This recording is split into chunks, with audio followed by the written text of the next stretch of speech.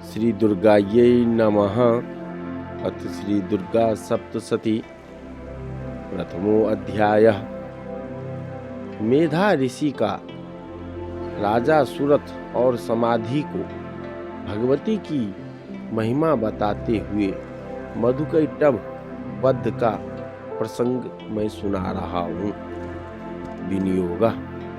ओम प्रथम चरित्रस्य ब्रह्मांडे महाकाली देवता गायत्री छंदः नंदाशक्ति रक्तदंतिका बीजम अग्निस्तत्वम ऋग्वेदः स्वरूपम श्री महाकाली इत्यर्थे प्रथम चरित्र जपे विनियोगः। ध्यानम्। ओम खड्गं चक्रगदेषु चापपरिघं शूलं भुशुण्डिं शिरः शङ्खं संदधति करैस्त्रिनयनां शर्वाङ्गभूषावृताम् नीलास्मैदुतिमास्य पाददशकाम् सेवे महाकालिकाम् यामस्तौत स्वपिते हरौ कमलजो हन्तुं मधुं कैटभम्। अर्थात प्रथम चरित्र के ब्रह्मा ऋषि महाकाली देवता गायत्री छंद नंदा शक्ति रक्तदंतिका बीज अग्नि तत्व और ऋग्वेद स्वरूप है। श्री महाकाली देवता की प्रसन्नता के लिए प्रथम चरित्र के जप में विनियोग किया जाता है। भगवान विष्णु के सो जाने पर मधु और कैटभ को मारने के लिए कमल जन्मा ब्रह्मा जी ने जिनका स्तवन किया था, वह महाकाली देवी का मैं सेवन करता हूँ। वे अपने 10 हाथों में खड्ग, चक्र, गदा, वान, धनुष, परिघ, शूल, भुसुंडी, मस्तक और शंख धारण करती हैं। उनके 3 नेत्र हैं। वे समस्त अंगों में दिव्य आभूषणों से विभूषित हैं। उनके शरीर की कांति नीलमणि के समान है तथा वे 10 मुख और 10 पैरों से युक्त है। ओम नमः चंडिकायै। ओम ऐं मार्कण्डेय उवाच सावर्णिः सूर्यतनयो यो मनु कथ्यष्टमः निशामय तदुत्पत्तिं विस्तरादगतो मम महामायानुभावेन यथा मन्वन्तराधिपा स बभूव महाभाग सावर्णिस्तनयोरवे स्वारोचिखन्तरे पूर्वं चैत्रवंशं समुद्भवा सुर्थो नाम राजा भूत समस्ते क्षितिमण्डले तस्य पाल्यतः सम्यक् प्रजापुत्रा निवोरसान् बभूव शत्रवो भूपा कोला विध्वंसिनस्तदा। यानी मार्कंडेय जी बोले, सूर्य के पुत्र सावर्ण जो 8वें मनु कहे जाते हैं, उनकी उत्पत्ति की कथा विस्तार पूर्वक कहता हूँ, सुनो। सूर्य कुमार महाभाग सावर्णी भगवती महामाया के अनुग्रह से जिस प्रकार मनवंतर के स्वामी हुए, वही प्रसंग सुनाता हूँ। पूर्व काल की बात है। स्वारोचिक मनवंतर में सुरथ नाम के एक राजा थे। जो चैत्र वंश में उत्पन्न हुए थे। उनका समस्त भूमंडल पर अधिकार था। वे प्रजा का अपने औरस पुत्रों की भांति धर्म पूर्वक पालन करते थे। तो भी उस समय कोला विध्वंसनी नाम के क्षत्रिय उनके शत्रु हो गए। तस्य तैर्भवद युद्ध मति परवल दंडिनः न्यूनेरपि सतैर्युद्धे कोला विध्वंसिभिर्जितः ततः स्वपूर्व मायातो निज देशाधिपोऽभवत् आक्रान्तः स महाभागैः अस्तेदा प्रबलारिभिः अमात्यैर्बलैर्दुष्टैर्दुर्बलस्य दुरात्मभिः कोशो बलं चापहृतं तत्रापि स्वपुरे ततो मृगया व्याजेन हृत स्वाम स भूपति एकाकी है मारुह्य जगाम गहनम वनम सत्प्राक्षमद्राक्षीद द्विजवर्जस्य मेधसः प्रशान्तस्वापदाकिरणं मुनि शिष्योपशोभितम्। अर्थात राजा सुरथ की दंड नीति बड़ी प्रबल थी। उनका शत्रुओं के साथ संग्राम हुआ। यद्यपि कोला विध्वंसी संख्या में कम थे, तो भी राजा सुरथ युद्ध में उनसे परास्त हो गए। तब वे युद्ध भूमि से अपने नगर को लौट आए और केवल अपने देश के राजा होकर रहने लगे। समूची पृथ्वी से अब उनका अधिकार जाता रहा, किंतु वहां भी उन प्रबल शत्रुओं ने उस समय महाभाग राजा सुरथ पर आक्रमण कर दिया। राजा का बल क्षीण होता चला गया। इसलिए उनके दुष्ट, बलवान एवं दुरात्मा मंत्रियों ने वहां उनकी राजधानी में भी राजकीय सेना और खजाने को हथिया लिया। सुरथ का प्रभुत्व नष्ट हो चुका था, इसलिए वे शिकार खेलने के बहाने घोड़े पर सवार हो वहां से अकेले ही एक घने जंगल में चले गए। वहां उन्होंने विप्र वर मेधा मुनि का आश्रम देखा, जहां कितने ही हिंसक जीव अपनी स्वाभाविक हिंसा वृत्ति छोड़कर परम शांत भाव से रहते थे। मुनियों के बहुत से शिष्य उन वन को शोभा बढ़ा रहे थे। तस्थौ कंचित सकालम च मुनीनां तेन सत्कृतः इतस्य तस्य विचरम तस्मिन् मुनिवराश्रमे सोचयन्त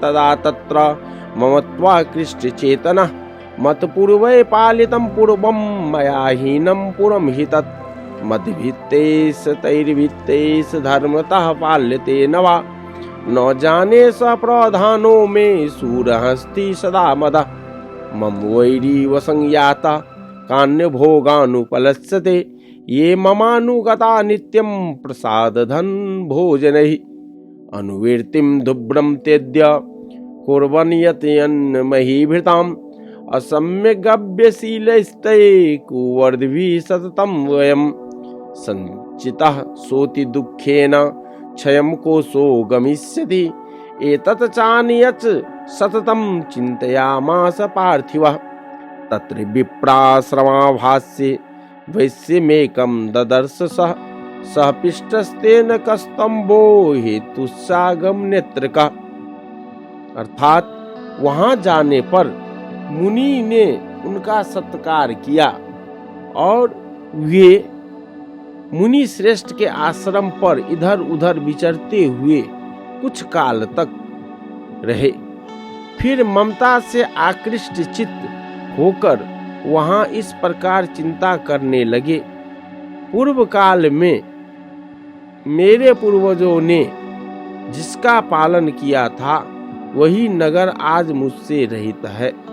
पता नहीं मेरे दुराचारी भृत्यगण उसकी धर्म पूर्वक रक्षा करते हैं या नहीं। जो सदा मद की वर्षा करने वाला और सूरवीर था, वह मेरा प्रधान हाथी अब शत्रुओं के अधीन होकर न जाने किन भोगों को भोगता होगा। जो लोग मेरी कृपा, धन और भोजन पाने से सदा मेरे पीछे पीछे चलते थे, वे निश्चय ही अब दूसरों राजाओं का अनुसरण करते होंगे। उन अपव्ययी लोगों के द्वारा सदा खर्च होते रहने के कारण अत्यंत कष्ट जमा किया हुआ मेरा वह खजाना खाली हो जाएगा। ये तथा और भी कई बातें राजा सुरथ निरंतर सोचते रहते थे। एक दिन उन्होंने वहां विप्रवर मेधा के आश्रम के निकट एक वैश्य को देखा और उससे पूछा, भाई तुम कौन हो? सशोक इव कस्मात्त्वं दुर्मना इव लक्ष्यसे इत्याकर्ण्य वचस्तस्य भूपते प्रणयोदितं प्रत्युवाच स तं वैश्य प्रशयावनतो नृप। वैश्य उवाच समाधिर्नाम वैश्योः मुत्पन्नो धनिनां कुले पुत्रदारे निरस्तस्य धनलोभाद् साधुभिः विहीनस्य धनिर्दारे पुत्रैरादाय मे धनं वनम्भ्यागतो दुःखी निप्राप्त बन्धुभिः शोहनं न वेद्मि पुत्राणां कुशलात्मिकां प्रवृत्तिं स्वजनानां च दाराणां चात्र संस्थितः। किं नु तेषां गृहे क्षेमं किं नु साम्प्रतं कथं ते किं नु सद्वृता दुर्वृता किं नु मे सुता। राजोवाच जैर्निरस्तो भवान् लुब्धे पुत्रदारादिभिर्धने। अर्थात,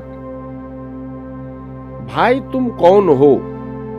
यहाँ तुम्हारे आने का क्या कारण है? तुम क्यों शोकग्रस्त और अनमने से दिखाई देते हो? राजा सुरथ का यह प्रेम पूर्वक कहा हुआ वचन सुनकर वैश्य ने विनम्र भाव से उन्हें प्रणाम करके कहा। वैश्य बोला, राजन, मैं धनियों के कुल में उत्पन्न एक वैश्य हूँ। मेरा नाम समाधि है। मेरे दुष्ट स्त्री पुत्रों ने धन के लोभ से मुझे घर से बाहर निकाल दिया है। मैं इस समय धन, स्त्री और पुत्रों से वंचित हूँ। मेरे विश्वसनीय बंधुओं ने मेरे ही धन लेकर मुझे दूर कर दिया है। इसलिए दुखी होकर मैं वन में चला आया हूँ। यहाँ रहकर मैं इस बात को नहीं जानता कि मेरे पुत्रों की, स्त्री की और स्वजनों की कुशल है या नहीं। इस समय घर में वे कुशल से रहते हैं अथवा उन्हें कोई कष्ट है। वे मेरे पुत्र कैसे हैं? क्या वे सदाचारी हैं अथवा दुराचारी हो गए? राजा ने पूछा, जिन लोभी स्त्री पुत्र आदि के धन के कारण तेषु किं भवतः स्नेहमनु बध्नाति मानसम्। वैश्य उवाच एवमे तद्दता प्राह भगवानस् मद्गतं वचः किं करोमि न वघ्नाति मम निष्ठुरन्ता मनः। यहि संत्यज्य प्रीतिय स्नेहं धनलुब्धैर्निराकृतः पति स्वधनं हार्दं च हार्दिते क्वेप मे मनः। कि मे तन्नाभिजानामि जानन्नपि महामते यत् प्रेम प्रवणं चित्तं विघ्नेष्वपि बन्धुषु। तेषां कृते मे निःश्वासो दौर्मनस्य च जायते करोमि किं यन्न मनस्तेषु प्रीतिषु निष्ठुरम्। मार्कण्डेय उवाच ततस्तो सहितो विप्र तं मुनि समुपस्थितो जिन लोभी स्त्री पुत्र आदि ने धन के कारण तुम्हें घर से निकाल दिया, उनके प्रति तुम्हारे चित्त में इतना स्नेह का बंधन क्यों है? वैश्य बोला, आप मेरे विषय में जैसी बात कहते हैं वह सब ठीक है, किंतु क्या करूं, मेरा मन निष्ठुरता नहीं धारण करता। जिन्होंने धन के लोभ में पड़कर पिता के प्रति स्नेह, पति के प्रति प्रेम तथा आत्मीय जन के प्रति अनुराग को तिलांजलि दे मुझे घर से निकाल दिया है, उन्हीं के प्रति मेरे हृदय में इतना स्नेह है। महामते, गुणहीन बंधुओं के प्रति भी जो मेरा चित्त इस प्रकार प्रेम मग्न हो रहा है, यह क्या है? इस बात को मैं जानकर भी नहीं जान पाता। उनके लिए मैं लंबी सांसें ले रहा हूँ और मेरा हृदय अत्यंत दुखित हो रहा है। उन लोगों में प्रेम का सर्वथा अभाव है, तो भी उनके प्रति जो मेरा मन निष्ठुर नहीं हो पाता, इसके लिए क्या करूं? मार्कंडेय कहते हैं, ब्राह्मण तदंतर राजाओं में श्रेष्ठ समाधिर्णाम वैश्योऽसौ स च पार्थिव सत्तमः कृतातुतो यथा न्यायं यथार्हं तेन संविदम् उपविष्टौ कथा काश्चित् चक्रतु वैश्य पार्थिवौ राजोवाच भगवस्त्वामहं प्रष्टुमिष्याम्येकं वदस्त्वत दुःखाय यन्मे मनसा स्वचित्ताय ततां विना मम त्वं गतराजस्य राज्याङ्गे स्खुलेष्वपि जानतोऽपि यथागस्य किमेतन्मुनि सप्तमः अयं च निकृता पुत्रैर्दारैर्भृत्यैष तथोजिता स्वजनेन च सन्त्यक्तेषु हार्दी तथापि यति एवमेक तथाहं च द्वापयत्यन्त दुःखितौ दिष्टदोषेऽपि विषे मम त्वाकृष्ट मानसो।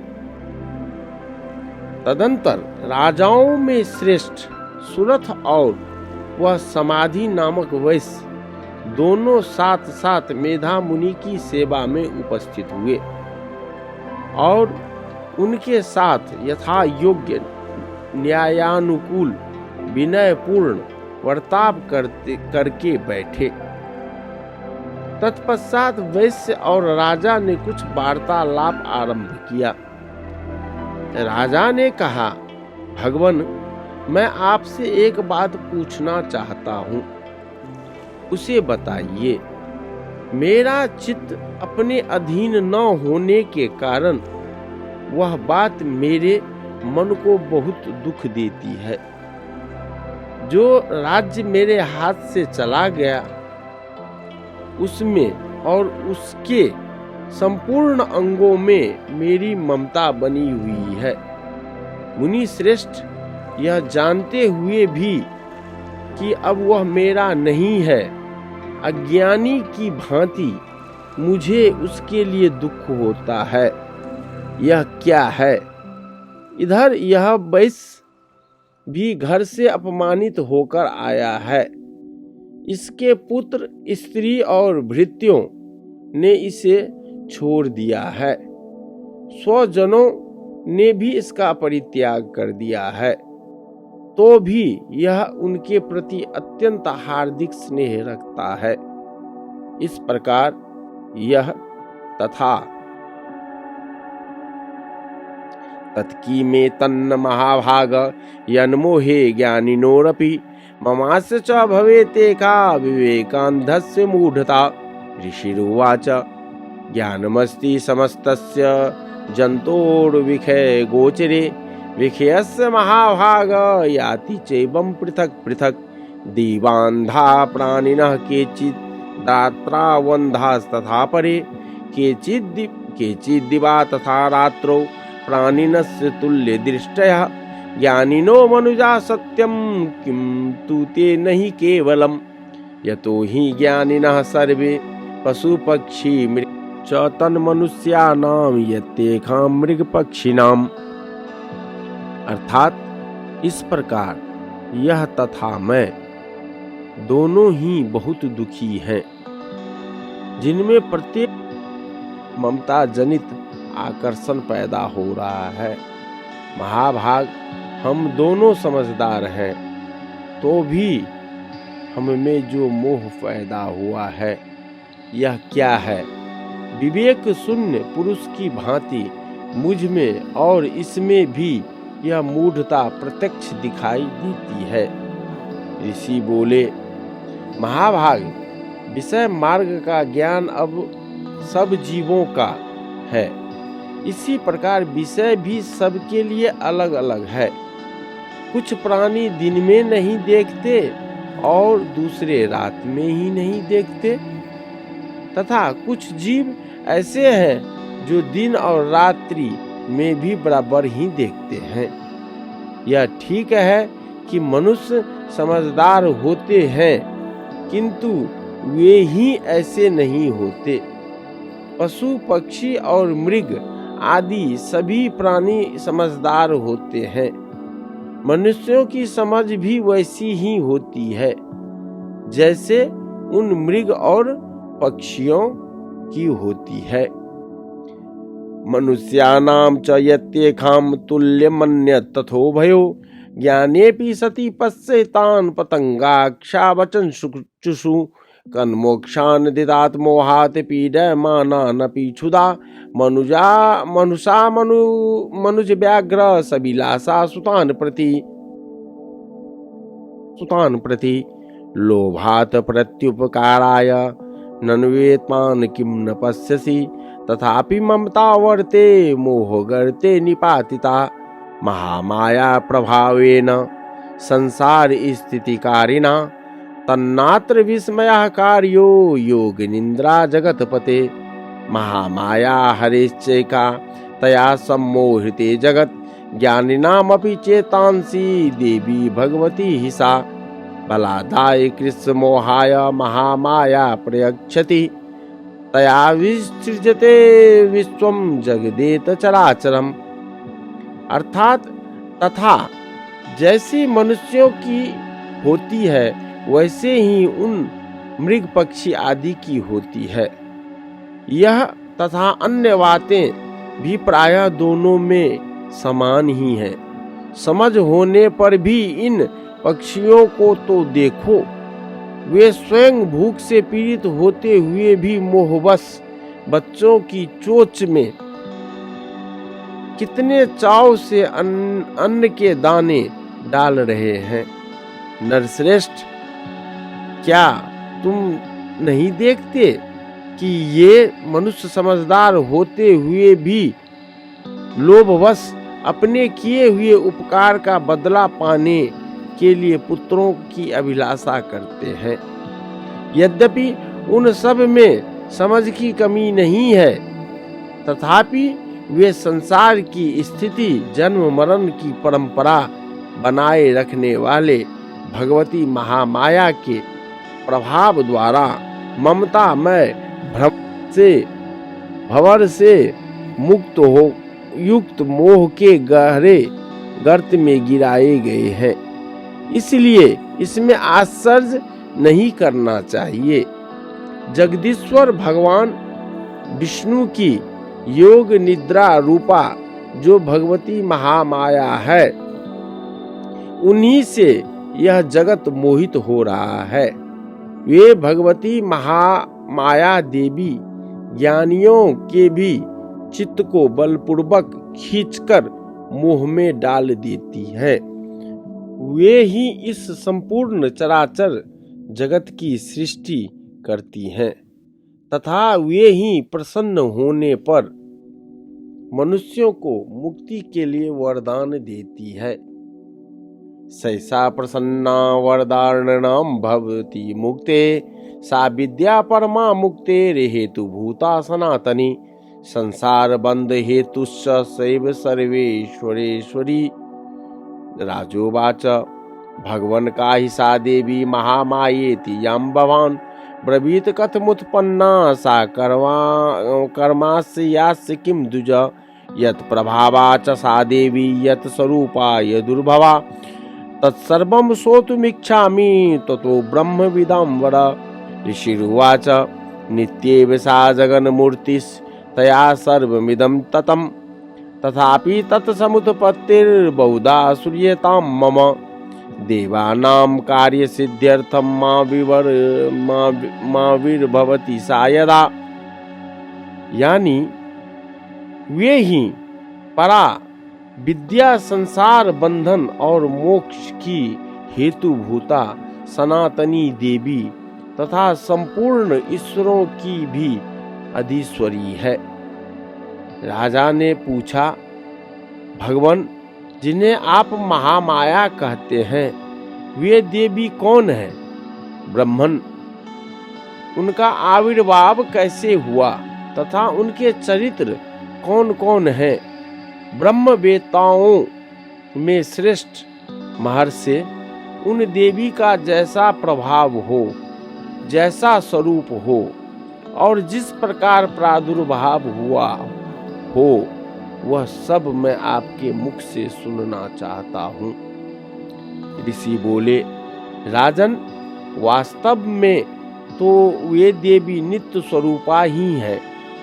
संपूर्ण जगत उन्हीं का रूप है तथा उन्होंने समस्त विश्व को व्याप्त कर रखा है। तथापि उनका प्राकट्य अनेक प्रकार से होता है, वह मुझसे सुनो। यद्यपि वे नित्य और अजन्मा है, तथापि जब देवताओं का कार्य सिद्ध करने के लिए प्रकट होती हैं, उस समय लोक में उत्पन्न हुई कहलाती है। उत्पन्नेति तदा लोके सा नित्यापविधीयते योगिनिन्द्रां यदा विष्णुर्जगत्ते कारणविकृते आस्तीर्यशेषमं भजत कल्पान्ते भगवान् प्रभु तदा द्वावसुरो घोरो विख्यातो मधुकैटभौ विष्णु कर्णमलोद्भूतो हन्तुं ब्रह्मान् मुद्यतो स नाभिकमले विष्णु स्थितो ब्रह्मा प्रजापति दृष्ट्वा तावसुरोचोग्रो प्रसुप्तं च जनार्दनं तुष्टावयोग निद्रां तामेकाग्र हृदय स्थिता विबोधनार्थाय हरे हरि नेत्र कृतालयां विश्वेश्वरीं जगद्धात्रीं स्थिति संहारकारिणीं निद्रां भगवती विष्णोरतुलां तेजसः प्रभु। कल्प के अंत में जब संपूर्ण जगत एकार्णव में निमग्न हो रहा था और सबके प्रभु भगवान विष्णु शेष नाग की सैया बिछाकर योग निद्रा का आश्रय ले सो रहे थे, उस समय उनके कानों के मैल से दो भयंकर असुर उत्पन्न हुए जो मधु और कैटभ के नाम से विख्यात थे। वे दोनों ब्रह्मा जी का वध करने को तैयार हो गए। भगवान विष्णु के नाभि कमल में विराजमान प्रजापति ब्रह्मा जी ने जब उन दोनों भयानक असुरों को अपने पास आया और भगवान को सोया हुआ देखा, तब एकाग्रचित्त होकर उन्होंने भगवान विष्णु को जगाने के लिए उनके नेत्रों में निवास करने वाली योग निद्रा का स्तवन आरंभ किया, जो इस विश्व की अधीश्वरी, जगत को धारण करने वाली, संसार का पालन तथा संहार करने वाली तथा तेज स्वरूप भगवान विष्णु की अनुपम शक्ति है। उन्हीं भगवती निद्रा देवी की भगवान ब्रह्मा स्तुति करने लगे। ब्रह्मोवाच त्वं स्वाहा त्वं स्वधा त्वं ही वसटकार स्वरात्मिका सुधा तुमक्षरे नित्ये तिथा मात्रात्मिका स्थिता अर्धमात्रा स्थिता नित्या यानुचार्या विशेषता त्वमेव संध्या सावित्री त्वं देवी जननी परा त्वयि तद्धार्यते विश्वं त्वयि तत्सृज्यते जगत् त्वयि तत्पाल्यते देवी त्वमत्सन्ते च सर्वदा विशिष्टो सृष्टि रूपा त्वं स्थिति रूपा च पालने तथा संहृति रूपान्ते जगतोस जगन्मये महाविद्या महामाया महामेधा महास्मृति। ब्रह्मा जी ने कहा, देवी तुम ही स्वाहा, तुम ही स्वधा और तुम ही वसटकार हो। स्वर भी तुम्हारे ही स्वरूप है। तुम ही जीवन दायिनी सुधा हो। नित्य अक्षर प्रणव में अकार उकार मकार इन तीन मात्राओं के रूप में तुम ही स्थित हो तथा इन तीन मात्राओं के अतिरिक्त जो बिंदु रूपा नित्य अर्ध मात्रा है जिसका विशेष रूप से उच्चारण नहीं किया जा सकता वह भी तुम ही हो। देवी तुम ही संध्या सावित्री तथा परम जननी हो। देवी तुम ही इस विश्व ब्रह्मांड को धारण करती हो। तुमसे ही इस जगत की सृष्टि होती है। तुम ही से इसका पालन होता है और सदा तुम ही कल्प के अंत में सबको अपना ग्रास बना लेती हो। जगन्मयी देवी इस जगत की उत्पत्ति के समय तुम सृष्टि रूपा हो, पालन काल में स्थिति रूपा हो तथा कल्पांत के समय संहार रूप धारण करने वाली हो। तुम ही महाविद्या महामाया महामेधा महास्मृति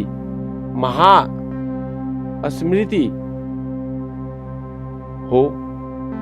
महामोहा च भवति महादेवी महासुरी प्रकृतिस्त्वं च सर्वस्य गुणत्रय विभाविनी कालरात्रिर् महारात्रिः मोहरात्रिश्च दारुणा त्वं श्रीस्त्वं ईश्वरी त्वं हृदिस्त्वं बुद्धिबोधलक्षणा लज्जा पुष्टिस्तथा तुष्टिस्त्वं शान्ति क्षान्तिरेव च खड्गिनी शूलिनी घोड़ा गदनी चक्रनी तथा शंखनी चापनी बाण भुसुंडी परिघायुधा सौम्या सौम्यतरा शेष सौम्ये भवति सौम्ये भवसत्व सुंदरी परापरानां परमा त्वमेव परमेश्वरी यत् किंचित कचित वस्तु सद सदाखिलात्मिके तस्य सर्वस्य या शक्ति सा त्वं किम अस्तु यसे तदा यया त्वया जगत् तष्टा जगत् पात्यति यो जगत्। तुम ही तीनों गुणों को उत्पन्न करने वाली सबकी प्रकृति हो। भयंकर कालरात्रि महारात्रि और मोहरात्रि भी तुम ही हो। तुम ही श्री तुम ही ईश्वरी तुम ही ह्री और तुम ही बोध स्वरूपा बुद्धि हो। लज्जा पुष्टि तुष्टि शांति और क्षमा भी तुम ही हो। खड्ग धारिणी शूल धारिणी घोर रूपा तथा गदा चक्र शंख और धनुष धारण करने वाली हो। बाण भुसुंडी और परिघ ये भी तुम्हारे अस्त्र हैं। तुम सौम्य और सौम्यतर हो। इतना ही नहीं, जितने भी सौम्य एवं सुंदर पदार्थ है उन सब की अपेक्षा तुम अत्यधिक सुंदरी हो। पर और अपर सबसे परे रहने वाली परमेश्वरी तुम ही हो। सर्वस्वरूपे देवी कहीं भी सत असत रूप जो कुछ वस्तुएं हैं और उन सब की जो शक्ति है वह तुम ही हो। ऐसी अवस्था में तुम्हारी स्तुति क्या हो सकती है? जो इस जगत की सृष्टि पालन और संहार करते हैं, उन भगवान को भी जब तुमने निद्रा के अधीन कर दिया, सोपी निद्रावसम नीता कस्त्वाम सोतुमेश्वर विष्णु शरीर ग्रहण महमिशान एव च कारितास्ते यतस्तस्त्वांकः स अस्तोतुम शक्तिमान भवेत् सात्वमित्थुम प्रभावे स्वरुद्रे दारे देवी संस्तुता मोह्यैते दुराधर्खावशुरो मधुकैटवौ प्रबोधम च जगत स्वामी नियतामुच्युतो लघु बोधस्य क्रियतामस्य हन्तु मे तो महासुरौ ऋषिरुवाच एवं अस्तुता तदा देवी तामसी तत्र वेदसा विष्णोः प्रबोधनार्थाय निहन्तुं मधुकैटवौ नेत्रास्य नासिका बाहु हृदयेभ्यस्तथोरुषः निर्गम्य दर्शने तस्थौ ब्रह्मणो व्यक्तमञ्जना उतस्थौ च जगन्नाथस्तया मुक्तो जनार्दन। तब तुम्हारी स्तुति करने में यहाँ कौन समर्थ हो सकता है? मुझको भगवान शंकर को और भगवान विष्णु को भी तुमने ही शरीर धारण कराया है, अतः तुम्हारी स्तुति करने की शक्ति किसमें है? देवी, तुम तो अपने इन उदार प्रभाव से प्रशंसित हो। ये जो दोनों दुर्धर्ष असुर मधु और कैटव हैं, इनको मोह में डाल दो और जगदीश्वर भगवान विष्णु को शीघ्र ही जगा दो। साथ ही इनके भीतर इन दोनों महान असुरों को मार डालने की बुद्धि उत्पन्न कर दो। ऋषि कहते हैं, राजन, जब ब्रह्मा जी ने मधु और कैटव को मारने के उद्देश्य से भगवान विष्णु को जगाने के लिए तमोगुण की अधिष्ठात्री देवी योग निद्रा की इस प्रकार स्तुति की, तब वे भगवान के नेत्र, मुख, नासिका, बाहु, हृदय और वक्ष स्थल से निकलकर अव्यक्त जन्मा ब्रह्मा जी की दृष्टि के समक्ष खड़ी हो गई। योग निद्रा से मुक्त होने पर जगत के स्वामी भगवान जनार्दन एकार्णवे सेना तत्ता सदृशे चतो मधुकैटवो दुरात्मानावती वीर्य पराक्रमो क्रोध रक्ते शनावंतुम ब्रह्मांडं जानितोद्यमो समुत्थाय ततस्ताभ्याम युद्धे भगवान हरि पंचवस्त्र सहस्राणि बाहु प्रहरणो विभु तावप्यति बलोन्मत्तो महामाया विमोहितो उक्तवन्तो वर्षमत्तो ब्रियतामिति केशवम्। श्री भगवान उवाच भवेता मध्य में तुष्टो मम वध्या भुवावपि किमन्येन वरेणात्र एतावदीवृतं मम। ऋषिरुवाच वञ्चिताभ्यामिति तदा सर्वमापोमयं जगत्। एकार्णव के जल में शेषनाग की सैया से जाग उठे। फिर उन्होंने उन दोनों असुरों को देखा। वे दुष्टात्मा मधु और कैटव अत्यंत बलवान तथा पराक्रमी थे और क्रोध से लाल आंखें किए ब्रह्मा जी को खा जाने के लिए उद्योग कर रहे थे, प्रयास कर रहे थे। तब भगवान श्री हरि ने उठकर उन दोनों के साथ 5000 वर्षों तक केवल बाहु युद्ध किया। वे दोनों भी अत्यंत बल के कारण उन्मत्त हो रहे थे। इधर महामाया ने भी उन्हें मोह में डाल रखा था। इसलिए वे भगवान विष्णु से कहने लगे, हम तुम्हारी वीरता से संतुष्ट हैं, तुम हम लोगों से कोई वर मांगो। श्री भगवान बोले, यदि तुम दोनों मुझ पर प्रसन्न हो तो अब मेरे हाथ से मारे जाओ। बस इतना सा ही मैंने वर मांगा है, यहाँ दूसरे किसी वर से क्या लेना है। ऋषि कहते हैं, इस प्रकार धोखे में आ जाने पर जब उन्होंने संपूर्ण जगत में विलोक्य ताभ्याम गदितो भगवान कमलेक्षण आवाम जहि न यत्रो भी सलिलेन परिप्लुता ऋषिरुवाच तथेति युक्ता भगवता शंख चक्र गदाभृता कृत्वा चक्रेण वैच्छिन्ने जगने शिरसि तयो एवमेखा समुत्पन्ना ब्रह्मणा संगस्तुता स्वयं प्रभावमस्या देवास्तु भूयः शृणु वदामि ते। ऐं ओम। जय जय श्री मार्कंडे पुराणे सावर्णिके मनन्त्वरे देवी महात्म्ये मधुकैटभ नाम प्रथमो उपसर्गः श्री जगदम्बा चरणार्पणमस्तु। तब कमल नयन भगवान से कहा, जहां पृथ्वी जल में डूबी हुई न हो, जहां सूखा स्थान हो, वहीं हमारा बद्ध कर दो। ऋषि कहते हैं, तब तथा अस्तु कहकर शंख चक्र और गदा धारण करने वाले भगवान ने उन दोनों के मस्तक अपनी जांग पर रखकर चक्र से काट डाले।